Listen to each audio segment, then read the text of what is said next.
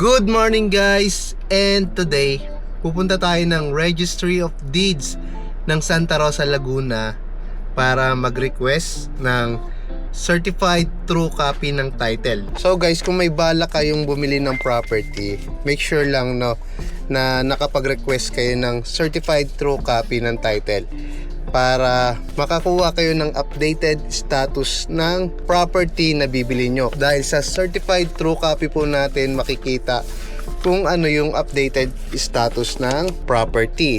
Ang kailangan yung dalhin guys para makapag-request kayo ng certified true copy ng title is itong photocopy ng title. Yan. And photocopy ng valid ID nung magre-request. Dahil siya rin lang yung pwedeng mag-claim ng certified true copy. So dapat yung buyer talaga natin ay personally na nagre-request ito. Since repeat buyer na natin si client, tayo na rin ang nag-asikaso ng pag-request ng certified true copy ng title.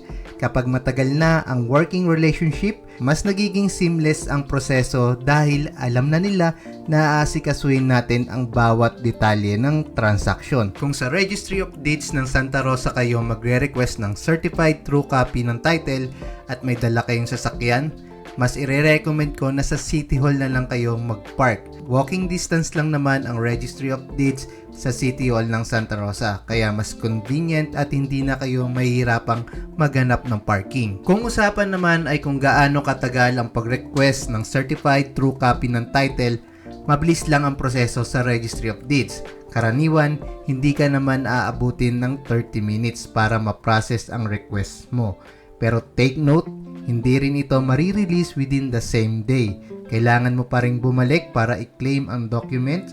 Sa experience natin, around 3 working days ang release kung updated o computerized na ang title.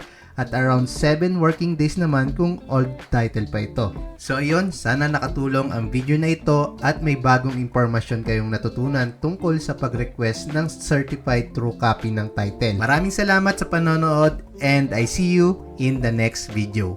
Bye-bye!